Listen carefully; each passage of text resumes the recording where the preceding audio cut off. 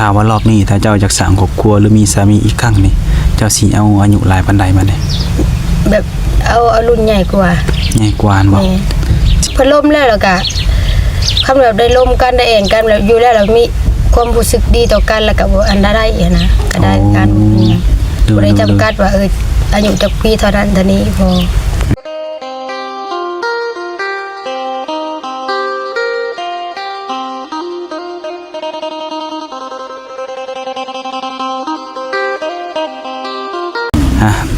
มานี่ก็มาหาทางสาวโสดทุกคนเนาะซึ่งทางบ่าวฉลาดนี่ก็ยังบ่เคยถ่ายเพิ่นจักเทื่อเนาะถือว่าเป็นครั้งแรกที่มาถ่ายคลิปเพิ่นในมื้อนี้เนาะโดยสบายดีสบายดีทุกคนเนาะมาเจอกันครั้งแรกเนาะเฮามื้อนี้โดยขออนุญาตในถามชื่อว่าจังได๋เนาะชื่อหลาน้อยบ่โดยโอ้ปัจจุบันมีอายุจักปีแล้ว25เข้า26เข้า26โอ้เดือนใดเต็ม26นี่เดือน11พุ่นแหละเดือน11พุ่นแม่นโอ้ตอนนี้อายุ25ปีทุกคนเนาะอายุ25ปีนี่เคยสร้างครอบครัวมาแล้วบ่เคยสร้างครอบครัวมาแล้วโอ้มีลูกบ่มีผู้หนึ่งมีลูกคนหนึ่งผู้ชาย2ปีโอ้เคยสร้างครอบครัวมานี่ดนบันไดแล้วนี่ตอน3กันนะโดยอยู่กันแต่2022ตอนนี้2023แหละจบกันโอ้ยุ่มกันปี1บ่แม่นประมาณปี1ปีปลายแหละบ่แม่นติ2021บ่2021นั่นแหละเพิ่นมาแต่งมาขออย่างนั้นนะแบบว่าถึงขั้นแต่งงานกันทั้งแน่เนาะแม่นบ่แต่งบ่ได้แต่งบ่เคยแต่งมีแต่แบบเคยหยังก็เคยผักสู้บ่ผักสู้มาผูกแขนซื่อบ่ผูกแขนกันยังมีแต่ผักสู้กันมีแต่พ่อแม่แบบมัดหมายกันเหมือนผักสู้แบบนี้นะมีแต่3เฒ่า4แก่แบบกับผูกแขนอยู่แต่ว่ามีแต่พ่อกับแม่อย่างนั้นนะแต่ว่าบ่ได้ว่าถึงจัดงานว่าหาแขกหาผู้หาคนมาเนาะแม่นโดยฉะนั้นก็อยู่เป็นโสดมาเลยบ่แม่นเอ้าที่พระเลิกลากันไปแล้วก็บ่ได้ล้มคบหากับหนุ่มทางใดเลยบ่ก็บ่ได้เสร็จบ่ได้ล้มมีแต่บางครั้งบางคราวเขาโทรมาแบบถามหาลูกเขาแบบนี้แล้วก็โทรเบิ่งลูกแบบนี้นะซื่อๆส่วนแล้วก็มักโทรมาทางโทรศัพท์มันมักมีโทรศัพท์ลูกโดยทางลูกกันนะลูกเบิ่งการ์ตูนเนี่ยนะโดยแต่คือเจ้ากับเพิ่นนี้ตัดขาดกันเป็นที่เรียบร้อยบ่แม่นแต่เพิ่นจะกลับขึ้นมาเจ้าสิยังคืนดีกับเพิ่นบ่กล้าว่าบ่แหละมั่นใจบ่แม่มั่นใจทุกคนถ้าว่ามั่นใจเฮาก็ถือว่าพร้อมที่จะเปิดโอกาสให้ตัวเองเนาะแม่แล้วก็หาสามีคนใหม่เนาะแม่คือมาเปิดใจในมื้อนี้คือจังได๋คือเจ้านี่พร้อมที่จะสละโสดเลยบ่ก็สิแบบแม่นอยากแบบคันว่ามีใหม่ก็สิแบบคอยล้มกันก่อนนะล้มกันไปก่อนเบิ่งกันไปก่อนว่าสิหาเขาได้บ่ญาติแบบเพิ่นติว่าเฮามีลูกมีเต้าอย่างนั้นนะในการที่ก็เบิ่งใจกันเนาะคือเฮาเนี่ยเจ้าสิเบิ่งกันดนบ่ก่อนจะตัดสินใจสละโสดนี่ก็ประมาณท่าน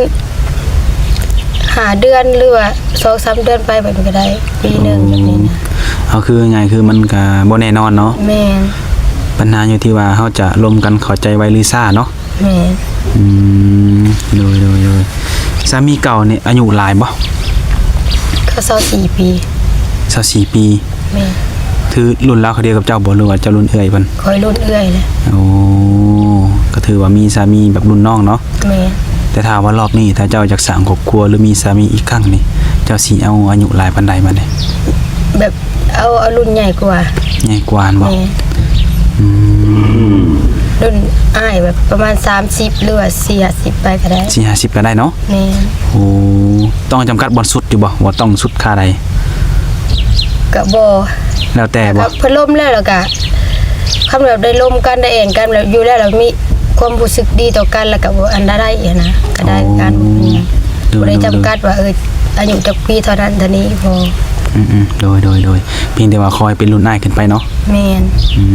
บ่เคยล้มรุ่นน้องแล้วเป็นอยากถามนิดนึงเนาะเลิกลากันนี่เป็นเพราะหยังบ่ ติดลิ้นติดกินนี่แห ติด ละ ลิ้นติดกินบ่ แม่นติดหมู่ติดไปแบบนี้แหละแล้วบ่เข้าใจกันต่างคนต่างแบบบ่มักแบบนี้ซะเขาก็ไปต่อเขาก็ไปต่อเฮาแบบนี้นะ อ๋อโดยคือต่างคนต่างพอใจกันเนาะ แม่นก็คือว่าเราวัยรุ่น โดยโดยทุกคนเนาะแล้วเจ้าต้องยังไงต้องเลือกต้องจำกัดอยู่บ่คนต้องเป็นคนไทยคนลาวที่เขามาลมเจ้านี่ ลาวก็ได้ไทยก็ได้บ่จำกัดประเทศใดก็ได้ ประเทศใดก็ได้เนาะ แม่นบ่จำกัด โดยก็คือสิเป็นพ่อห้างพ่อไม้ก็ได้เนาะ ได้ โดยแล้วปัจจุบันนี้เจ้าได้เห็นวิเหตุงานอย่างอยู่บ่ ขายเลข ขายเลขบ่ แม่นหับว่าเลขน้ำขายเลขน้ โอ้ขายมาโดนบันไดแหละ ำแต่2016ก็ถือว่าหลายปีพอสมควรเนาะ แม่น เป็นไงรายได้มันโอเคบ่ แม่นโอเค แล้วก็แบบเบิ่งคือว่าดวงเจ้าของเขากับเลขแบบนี้นะ เอาแบบเอาเฮ็ดปุ๊บนี่เฮาแบบเห็นรายได้ของเขามันบ่ แม่น โอ้ก็เลยเฮ็ดมาเลยเนาะ แม่น คือว่าแหละถ้าว่าเฮาเห็นแล้วบ่มีรายได้คือเบิดมาบ่โดนหลายปีปานนี้ดอกเนาะ แม่นขายเพิ่นแบบดวงเขาขายคือว่าพอได้อีหยังอ่ะนะ อืม แล้วเนี่ยก็ต้องส่งตัวเองเรียนจบไปแหละ โอ้เจ้าเรียนจบหยังเจ้านะ จบแต่บ่เจ็ดซื่อๆหาเงินแต่น้อยผู้แบบไปขายเลขแต่น้อยผู้ โอ้ แต่เรียนม.1 ม.2ก็แต่ขึ้นม.1 มาแล้วก็เรียนขายเลขเลยแบบนี้เลยนะ หาเงินส่งตัวเองเรียน แม่น โอ้แล้วปัจจุบันนี่หาเงินส่งหยังมาเนี่ยส่งลูกเรียนบ่ ส่งลูกบัดนี้ เอา ลูกจะปีก็จะว่ากินนี่นะ 2 ปี 2 ปีโอ้น่าจะยัง 2 ปีปลายนี่แหละ มีแต่ว่าหาเงินไว้ส่งลูกเรียนต่อไปนี่เนาะ แม่น ตอนจะสร้างครอบครัวน่ะออกเฮือนเองบ่หรือว่าอยู่นำพ่อนำแม่ เป็นพ่อและแม่ อยู่นำพ่อนำแม่ ถ้าเกิดว่าได้สร้างครอบครัวอีกรอบนี้ได้ซะสิออกเฮือนบ่เลยอยู่นำพ่อนำแม่คือเก่า คันเป็นไปได้ก็ออกได้ก็ได้ อืม ไปแบบแค่ว่ามีครอบครัวไปอยู่กับครอบครัวก็ได้แบบนี้ โอ้ไปอยู่นำสามีก็ได้บ่ แม่นได้ บางทีดวงเจ้าเพิ่นได้สามีทางไกลเนาะ แม่น แต่เพิ่นบ่สะดวกมาเฮาแต่เฮาไปอยู่นำเพิ่นได้ ได้ โอ้โดยดีฉันเนาะในการที่เจ้าเลือกอยากมีสามีเจ้าต้องเลือกอยู่บ่ว่าเพิ่นต้องเฮ็ดเวียกเฮ็ดงานหยังหันนะ บ่มีแต่แบบบ่ว่าบ่วันบ่ติดอกว่าอาชีพเพิ่นสิเป็นได้ยังไงมีแต่แบบให้เพิ่นสามารถแบบเบิ่งเฮาได้กับดูแลลูกเขาได้แบบนี้ก็พอแบบนี้นะเพราะว่าเฮาก็มีลูกน้อยอย่างนั้นนะ โดยบ่ว่าเพิ่นสิเฮ็ดเวียกงานหน้าที่หยังก็แล้วแต่เพิ่นเนาะ แม่น เพียงแต่ว่าเพิ่นมีหน้าที่ความรับผิดชอบ แม่ ถ้าว่าเฮาได้เฮาไปเป็นลูกเป็นเมียเนาะ แม่น หน้าที่ก็คือดูแลเฮาหรือว่า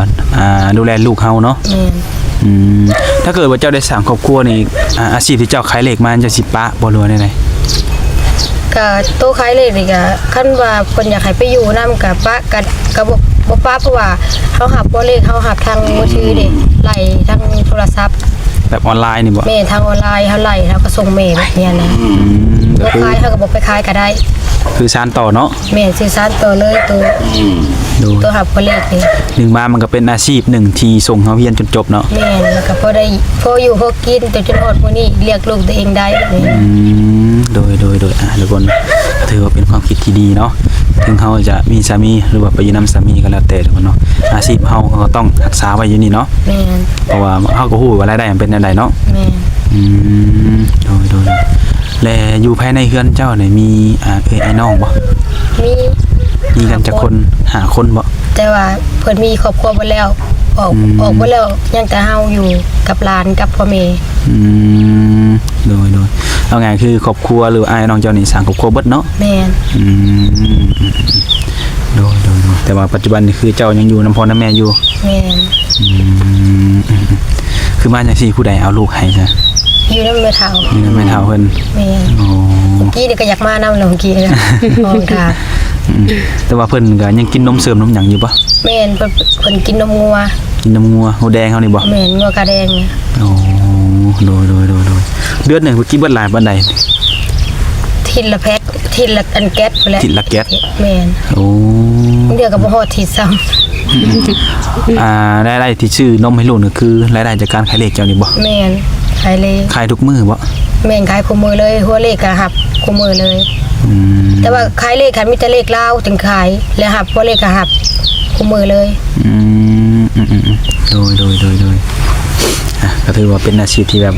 มั่นคงเนาะตัวนี้เนาะก็อยู่นำเจ้าหลายปีเนาะ โดย นอกจากอาชีพที่ขายเลขเจ้าอยากอาชีพที่มักนี่มีบ่อย่างอื่นนะ มั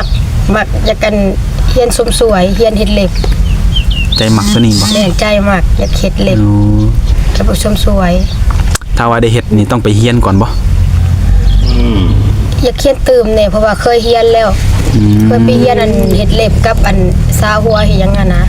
แล้วก็มันก็เฮียนหลายปีแล้วประมาณปี1ปีปลายนี่แหละอยากเจ้าของเริ่มอย่างนี้นะ อยากไปทบทวนใหม่ แม่น อืม อยากเฮ็ดเหล็บเจียวเพราะว่า กับอยากเฮ็ดเต้นหนานํช่วงนี้เขาออกไปท่องไปยังนะ งานเรื่อยช่วงนี้เนาะ แม่นเป็นงานหลาย โดยทุกคนเนาะได้เรื่องน้ำหนุ่มได้ใช่ไหมแบบแบบสเปคแบบที่เจ้ามักนี่นะผู้ชายที่เจ้ามักแบบใด มักอันแบบสูงกว่าเฮาซะแบบบ่คอคนเตี้ยแล้วก็เขาแต่ว่าเป็นสูงกว่าเฮาล่ะฮะแบบสูงขาวก็ได้คนทรงสีก็ได้แบบนี้นะ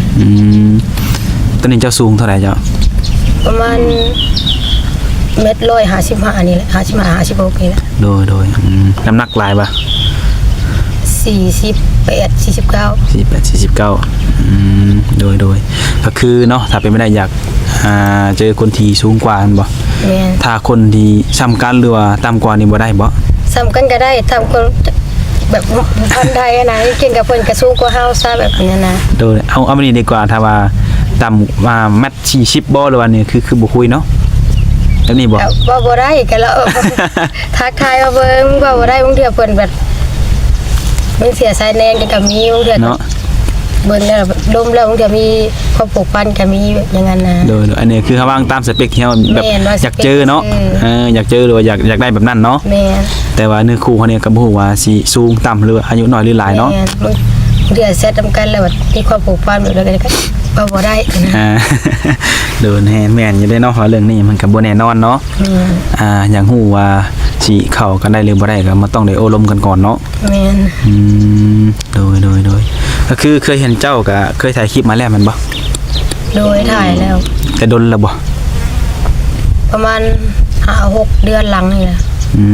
ในช่วงนั้นมีบ่คนคุย ก็มีแล้วก็บ่มีแล้วก็บ่ได้ล้มแล้วโซนี่ก็บ่มีแล้วก็ลองมาเปิดใจเบิ่งซ่องอายเบิ่ง อยากลองเบิ่งเนาะ โดย ว่าจะเจอคนที่ถูกใจเนาะ แม่น โอ้โดยทุกคนเนาะก็ฝากหนุ่มๆเนาะทางช่องนี่แหละทุกคนเนาะที่มาถ่ายทำให้มื้อนี้ถ้าเกิดว่าเห็นคลิปนี้เนาะบ่ว่าสิเป็นเรื่องเว้าเรื่องคุยเรื่องใจคิดว่าถูกตรงตามสเปคเนาะอยากทำความรู้จักกับสาวละน้อยเพิ่นก็ทักทายเข้ามาเนาะแต่มีหยังทางติดต่อให้เพิ่น ทางไลน์ก็ได้ ไลน์ก็ได้แอป Facebook มีบ่ Facebook บ่ได้สู่ลิ้นปานใดมีชวนไลน์จะเล่นแต่ไลน์ TikTok ก็มี มีอยู่แต่นั้น ตัวนี้มีเนาะยกเว้น Facebook เนาะเรื่องนั้นพร้อมแจกพร้อมจ่ายเนาะว่าแข่งกันเนาะ โดย โดยก็ฟังเนาะบ่ว่าสิเป็นทาง TikTok เพิ่นก็มีทุกคนหรือว่าทาง WhatsApp บ่ ทาง WhatsApp แล้วก็เบอร์โทรก็ได้ ทางเบอร์โทรหรือว่าทาง LINE เนาะ TikTok ก็มีเบิดเจ้า IG ก็ได้ ดูโหถือว่ามีหลายเนาะ หลายอย่าง ปัญหาก็ขึ้นอยู่ที่ว่าหนุ่มๆเพิ่นอยากได้ทางติดต่อทางใดเนาะ โดย ทางเฮาก็สิให้ตัวนั้นทุกคนเด้อ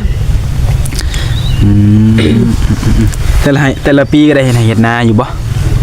บ่ได้เฮ็ด ข้าวน้ำสำปลาคือต้องซื้อบ่นี่ แม่นชื่อเอาหน้ามีแต่บ่มีคนเฮ็ด โอ้บ่มีผู้ชายบ่อยู่ในเฮือนตอน แม่ นี้ นครอบครัวอ้ายกับน้องไปไทยเบิดเลยอยู่ไทย มีนาแต่ว่าขาดผู้นำพา แม่น โอ้ หาคนไปเฮ็ดหน้าเซย โดย และในเรื่องการซื้อเข่าเนี่ยเข่าเฮือนนี่เนาะแบบผู้ใดเป็นคนซื้อนะหรือว่า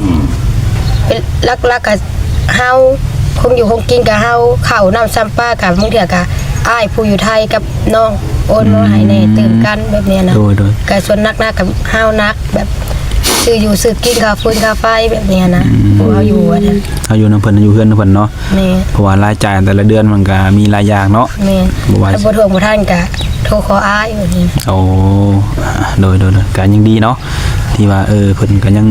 ยื่นมือเข้ามาช่วยเฮาเนาะ แม่ แต่เจ้าบ่อยากคิดไปเฮ็ดงานอยู่แถวไทยบ่ อยากไปอยู่แต่ว่าบ่เคยบ่กล้าไป ด้วยความที่บ่เคยบ่ แม่นต่างบ่เคยนี่ คำว่าบ่กล้านี่เป็นจังไดย่านในส่วนใดเนี่ย จัดไปเลยเฮ็ดบ่ได้คืออายคือน้องอย่าง ยันเห็นบ่ได้ยันแบบยันเฒ่าแก่เพิ่นให้บ่ยันเจ้เพิ่นว่าจังซี่บ่ เพราะว่าบ่เคยไปยักเถื่อ โอ้ บ่เคยไปไทย โดยอ่ะอยากไปแต่บ่กล้าพุ่นน่ะย่านแบบว่าไปเฮ็ดบ่ถูกใจอันเฒ่าแก่เนาะ แม่น อืม บ่หนึงมาก็แบบคือใส่ว่าเฮายังขายเลขก็จะได้แน่แล้วก็ยังบ่คิดอยากไปเฮ็ดเวียกอยู่ไทยอันนั้นรายได้เฮายังได้อยู่แบบนั้นนะ โอ้เอาคิดเห็นแล้วได้ตัวนี้อยู่เนาะ แม่น แม่นอยู่ตัวนี้ก็คือการเคลนี่คือเฮาเป็นนายตัวเองแม่นบ่ แม่น อืม แล้วก็ดึงมาก็บ่เคยไปเฮ็ดเวียกรับจ้างมันยันเป็นเจ้านายตัวเองก็เป็นรับจ้างมันบ่ยันบ่คือกัน แม่นแม่นบ่คือเนาะถ้าเฮาไปเป็นรับจ้างเพิ่นเฮาต้องเฮ็ดตามนิ้วมือเพิ่นสั่งเลยเนาะ แม่นหาอยากไปอยู่ในไทยหาอยากไปอยู่ อืม คันมีแฟนหรือมีก็อยากไปอยากเฮ็ดบัตรอยู่เพราะว่านี่ยังบ่เคยมีบัตรเลยนะยังบ่ อ่ะมีแต่ว่ารอให้มีแฟนเป็นคนไทยเนาะอาจจะบ่ได้เฮ็ดงาน แต่อาจจะได้ไปเที่ยว หรือว่าอาจจะไปอันจังไดก็ได้ไปเบิ่งเนาะว่าบางทีคุยกันแล้วเนาะเพิ่นอาจถูกอกถูกใจกันเนาะอนาคตบ่ได้เป็นสามีภรรยากันอันนี้เพิ่นได้ไปอยู่พุ่นเนาะนั่นแหละไปนะทุกคนเลย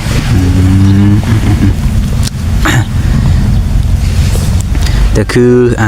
เปิดใจในรอบนั้นน่ะคือได้มีคนล้มอยู่แต่ก็ยังบ่มีคนที่ถูกใจแม่นบ่ แม่นลบแล้วเขาก็มิดไปเลยแล้วก็เงียบไปก็มี โอ้คือกระเจ้ามิดบ่ แม่นเขามิดเบิด